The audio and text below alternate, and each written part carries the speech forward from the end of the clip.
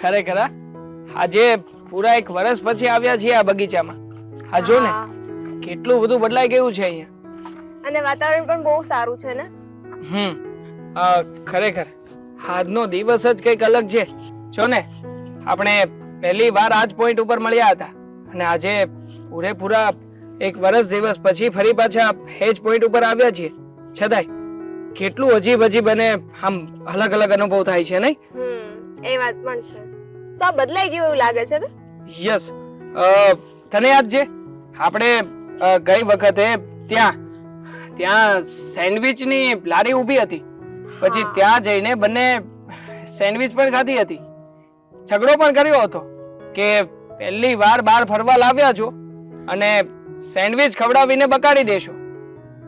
હા તો શું કરું? કઈ નહીં, તમે મને સેન્ડવિચ ખવડાવી. પહેલી વારમાં સેન્ડવિચ કોણ ખવડાવે? I like it. મને બહુ ભાવતી હતી એટલે મને થયું કે તને પણ ભાવશે.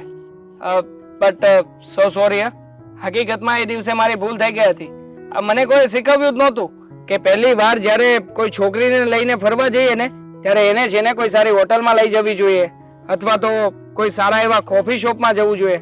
બસ મને તો એમ કે જેવી રીતે મને આ સારું નેચર, શાંત વાતાવરણ ગમે છે, તને પણ એવું જ બધું ગમતું હશે. પણ તું તો સાવ ડિફરન્ટ નીકળી.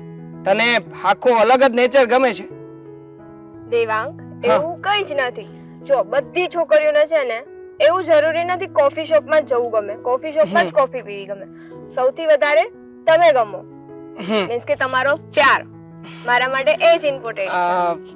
બાય ધ વે, હવે આપણે નાનું એવું વેકેશન જેવું છે તો શું પ્લાનિંગ છે?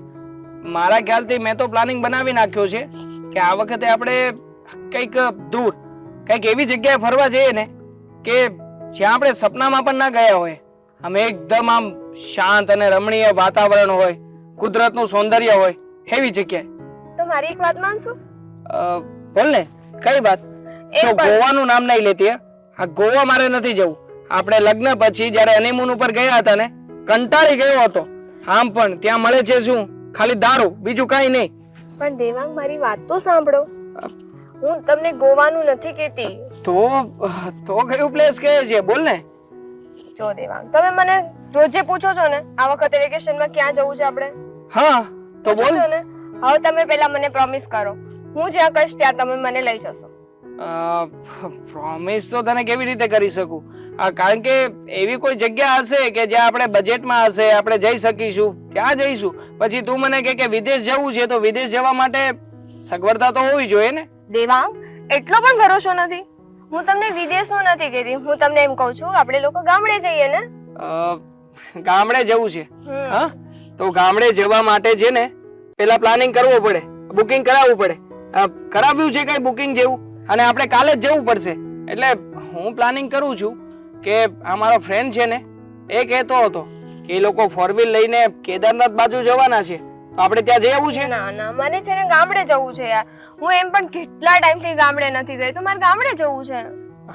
ગામડે જઈશું તો રહીશું ક્યાં? આમ પણ કોઈ સગવડતા તો છે નહીં. અને તું તો જાણે છે ને કે ગામડામાં આપણે કોઈ ઘર નથી, જમીન નથી, તો કોની ઘરે રહીશું? એની સગવડતા મેં કરી લીધી છે, તમે બસ ખાલી હા કહો. સગવડતા કરી લીધી છે મતલબ કઈ સમજ્યો નહીં હું. તમને યાદ છે મારી ફ્રેન્ડ છે એક જીજ્ઞા કરીને, મેં તમને વાત કરેલી? હા યાર, આ તારી બોરિંગ ફ્રેન્ડ દર વખતે જેના હસબન્ડ થી કંટાળી ગઈ છે આવી જ વાતો કરતી હોય તારી સાથે, હંમેશા નેગેટિવિટી ફેલાવતી હોય. તો શું ત્યાં જઈને રહેવાનું એમ? ત્યાં નથી જવું. એક તો ઓલરેડી રોજે રોજ ફોન કરીને તને કહે છે કે અમારી ઘરે ઝઘડા છે, અમારે હસબન્ડ વાઈફ ને ભળતું નથી. હવે એની ઘરે કેવી રીતે રહીશું? દેવાંગ, એ મારી ફ્રેન્ડ છે, કમસે કમ મારી સામે તો એવું ના બોલો. ઠીક છે, ચલ. આ તારું મૂડ રાખવા માટે કંઈ પણ કરી શકું. આમ પણ તો પાક્કું ને આપણે ગામડે જશું? Yes, promise. આજે સાંજે જ નીકળીશું. ચલ જઈએ હવે. ઓકે, ચલો.